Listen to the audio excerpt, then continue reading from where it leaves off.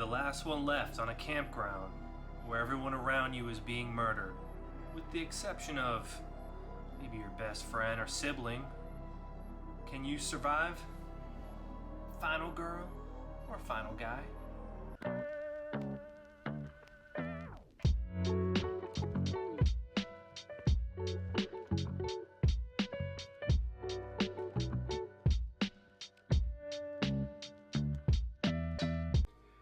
Welcome back to the channel. I'm Sacred. This is the Sacred Art of Gaming, and we love to talk about tabletop gaming and solo gaming.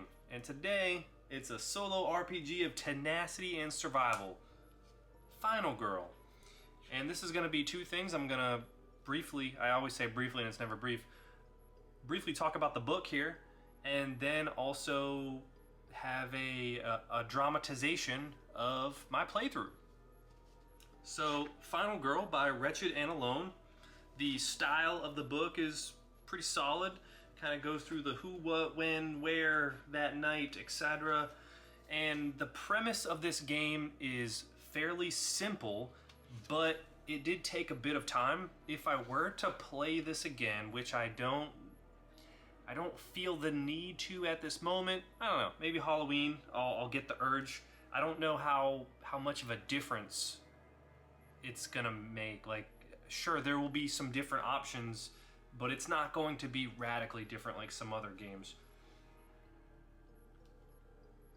So there are two things going on. Number one, the Jenga tower, which I did do, and I think what was it, Diana of the Rose or something like that.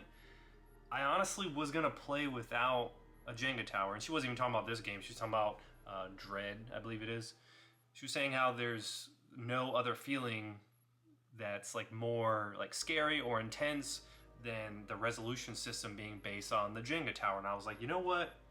You've sold me. I will try the Jenga tower, but I have now learned I'm actually really good at Jenga.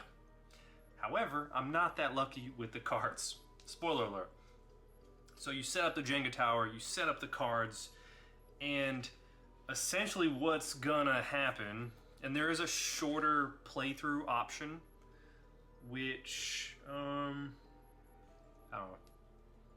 It says it somewhere, but there's an alternative way to play this to shorten it, and I think that's what I would do if I were to play it again. Long story short, it's midnight, you're going through every hour recording like an audio log and or journaling it, however you want to do it. And basically you'll get your prompts based on the cards that you pull, and you have hearts being the environment, diamonds being you, clubs being the others, and spades being the killer. And the premise is kind of, I think once I realized what was happening, I was kind of like, oh man, it doesn't matter how good I am at Jenga, I'm fucked. Because turns out my luck was not good. There's a certain card, I don't know if I want to spoil it, but there's a certain type of card that if you get all four of them, you're done. And there's another type of card that if you get all four of those, I think you're good, but there's one specifically that you want to get early on. It starts a timer. And of course that was one of the last ones that I got. You do roll a d6 to figure out like how many Jenga pieces you're pulling, and every now and then you'll get lucky and there's something you can use to not have to pull. But honestly, I was crushing it on the Jenga tower. Maybe I might have a picture that I'll put. The Jenga tower was I was doing pretty well. And then of course, once it was done, I was like, let me see how much further I could go. I went like another 12 turns pulling pieces from the Jenga tower before it finally fell. But yeah, the cards ended up screwing me, and the deck is literally and figuratively and thematically stacked against you in this game, which they do allude to in the book. Like, yeah, like you or someone else is the final girl. Well, maybe, depending on, you'll see in my situation. Is there a warning in here? I like to lean on the warnings. Oh yeah, the content warning. So, for confined spaces, injuries, panic attacks, stalking, suicidal thoughts.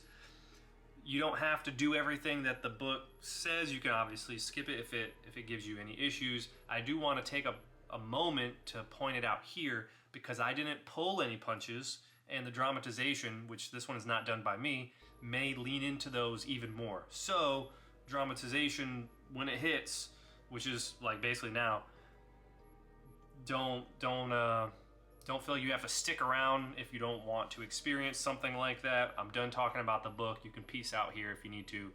But yeah, if it bothers you, this is your warning. So if this is the last I see of you in this video, thanks for coming by. Like, subscribe if you like the video. Subscribe if you want to see more stuff. Of course, right? So let's get into that dramatization. This is Lena Melendez, and it's around midnight. I don't have a signal, but I can record audio at least. Someone needs to know what happened here. If I don't make it, everyone else is dead, except Mia. At least I think she's alive. We got separated, but she's fast. She might have gotten away. It was supposed to be a fun night. Just friends camping at Ridge Campground, but then people started disappearing. We found someone dead, murdered. The way the body looked, it was vicious. We knew then something was very wrong. I think it's the groundskeeper, Christian. He's always been creepy. The way he stares, the way he smiles. It's like he knows something we don't. Ugh. I tried to call the cops, but with the weak signal out here, I'm not sure if it went through. No, the call went through. The cops will come, and they'll find me. They have to. I'm hiding in an old abandoned cabin. Found a rusty hammer to defend myself with. It's not much, but it's better than nothing. I ended up cutting my hand while I was looking for supplies, though. Must have been a loose nail or something. But at least I was able to wrap my hand so I'm not bleeding everywhere. A raccoon got in earlier. Scared the crap out of me. I shut the window tight after that, but it is doing little to hold off the chill in this place. It is freezing, and I am shivering so much that it is hard to think or concentrate. If anyone finds this, please know I tried. It's so dark. My flashlight barely cuts through the black. It's like the void itself is swallowing the light. Inky black just gobbling up all my optimism. I can't stop thinking about my family. My dad, my siblings, my cousins. They all depend on me. I can't leave them. But Christian, there's something off about him. His old dirty clothes and his hollow eyes. It's like he's not even human. I hear footsteps outside. Or maybe I'm imagining it. I can't tell if I'm shivering out of fear or cold anymore. My fingers and toes are numb, and every move I make feels clumsy. I wish I could make a fire, but I'm so scared to even breathe. Someone please help me. When I get home, because I will get home, I'm going to squeeze my family and eat one of Dad's big Sunday morning breakfasts. I'll take a long, hot bath and curl up with a book. I'm not leaving my house for a while. I've had enough of nature, especially with these bitter winds.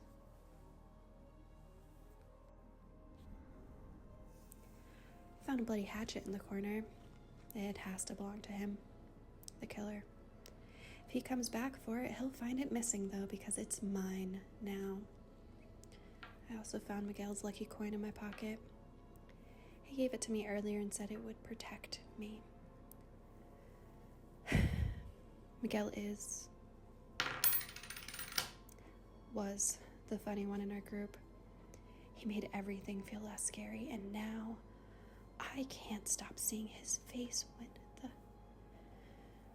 the hatchet hit him. I ran. I should have stayed and tried to help, tried to fight him off, but I was too scared. I'm so sorry, Miguel.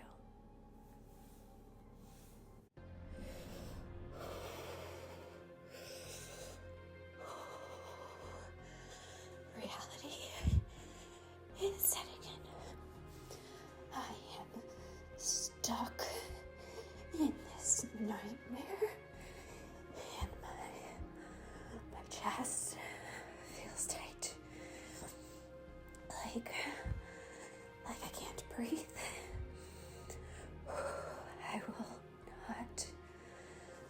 I will not let my anxiety get the better of me. Not now.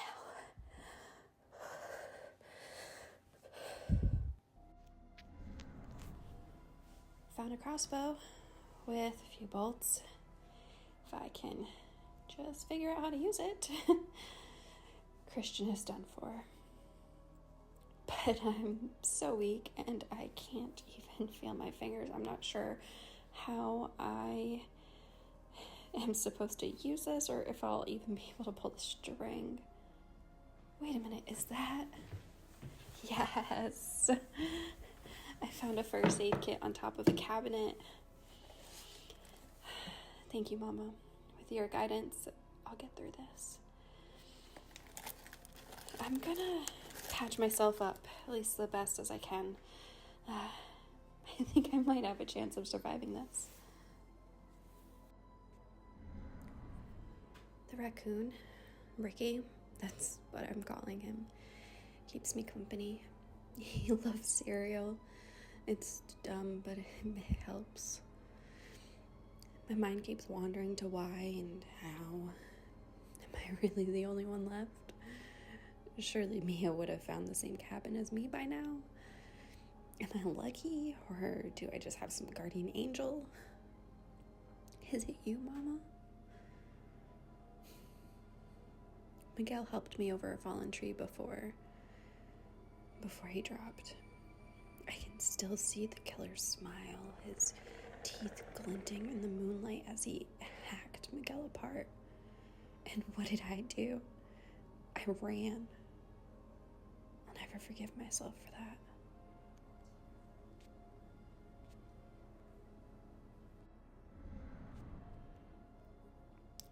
My dad always says I sweat the small stuff, that I get rattled too easily. Wonder what he would think of me now. I'm trying to be strong, but it's hard not to jump at every little sound when there's a killer on the loose. Earlier I heard someone at the door trying to get in. I hid under the bed with the hatchet, barely breathing. I must have fallen asleep. When I woke up, the door was open, swinging in the wind. Ricky must have gotten out, but did he get in? Did he find me? The door will not lock now or even stay closed, so I'm making a barricade. It is noisy, but I don't have much of a choice unless I want to freeze to death. I miss Ricky. I miss home.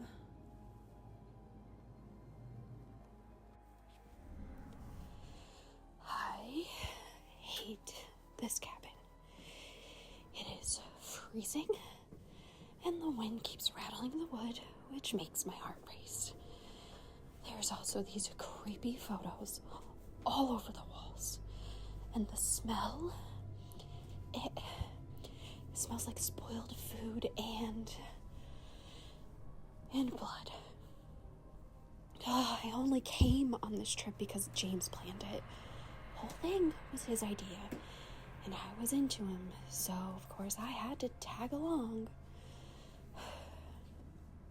He kissed me, or he would have kissed me if Mia hadn't interrupted. We thought we had all the time in the world to pick up where we left off, but now he's gone.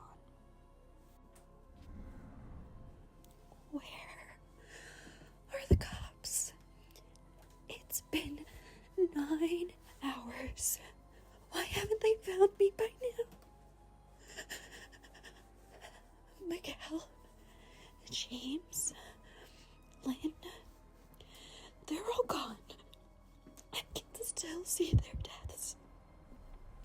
Miguel had a hatchet thrown at him and was hacked into pieces. James had his face smashed into a tree stump. And Lynn, she got caught in a snare before her belly was ripped open. I try to forget, but in times like this, when my anxiety spikes, their deaths play on repeat in my head. God, I need to do something. I need to get out of here. I found a signal.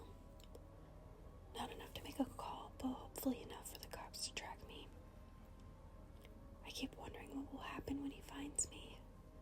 Will he just hack away at me like the others, or is he going to toy with me and really make me suffer for making him work so hard to find me? Maybe he likes the chase.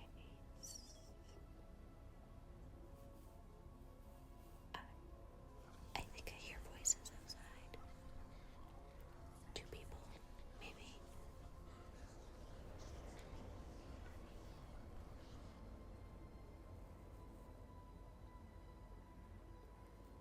The sound stopped, so either the people left or it was the wind and I'm delusional.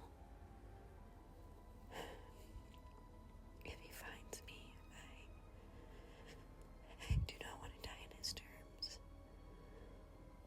Mom, I'm sorry, but I'd rather take my own life than fall victim to this disgusting old man. God, please forgive me.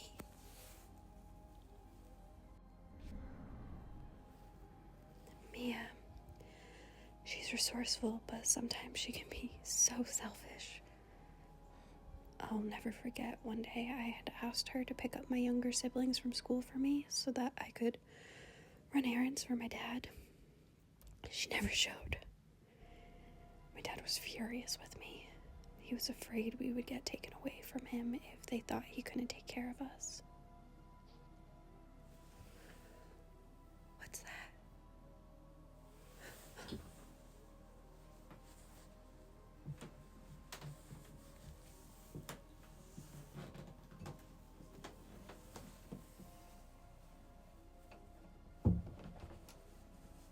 The killer. He's inside. I'm hiding in the pantry and I have the hatchet. I can hear his boots against the floor. He doesn't sound close. I think I hear Mia outside. Could she really be alive? I don't hear footsteps anymore. Do you think he heard Mia? Maybe I could use her as bait to escape. No, I couldn't do that. I'm still here. Still alive. Still no cops. And it has been 12 hours. I haven't heard anything in a while, so venturing out again.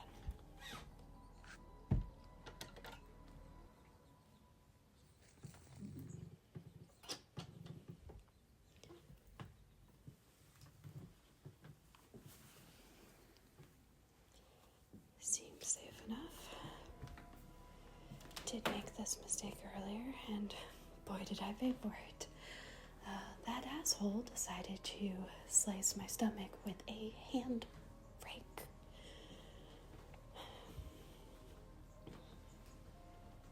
I found stairs to a basement. I don't remember seeing these before.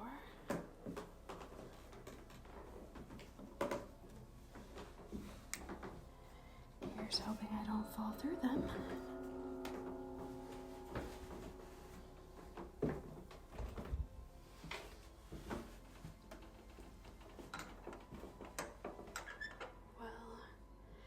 this is weird. It looks satanic. There's symbols and candles. Definitely like some sort of ritual you'd see out of a horror movie. Let me look around more.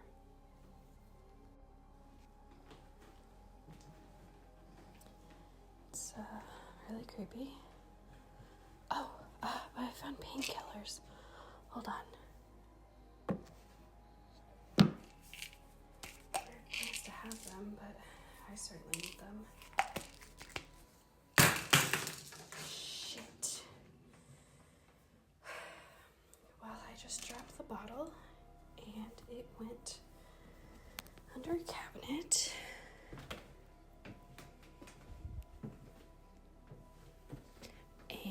And yep, I can't reach it. Well, hopefully this is the right dosage. Actually, I don't know if I really care anymore.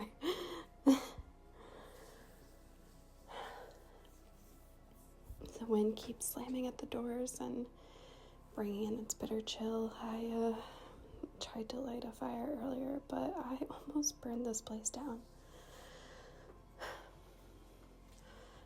Let's take a poll. What will kill me first? The crazed serial killer with garden tools, or myself with stupid mistakes? I am so tired.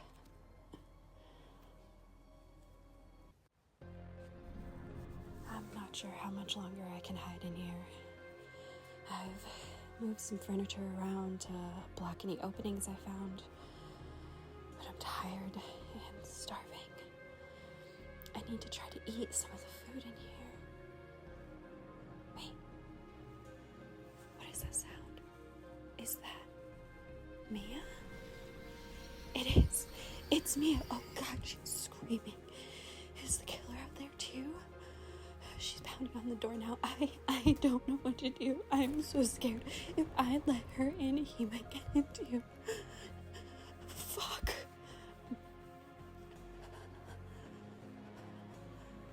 She stopped. Where'd she go? Where did the killer go? Wait. I hear something downstairs. Shit. If I can just get to the crossbow, get this sling loaded, and pull a string, I can bring tickets.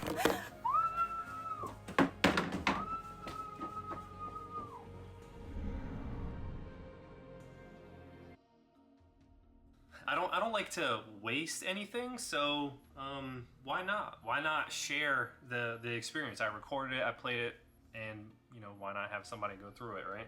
So if you're digging the content, maybe consider subscribing, like the video if you like this one, so more people like you get to see the video. Thank you for stopping by, and I'll see you in the next one as we continue to explore the sacred art of gaming. Just doing too many things. I'll see you in the next one. Why do I have to salute?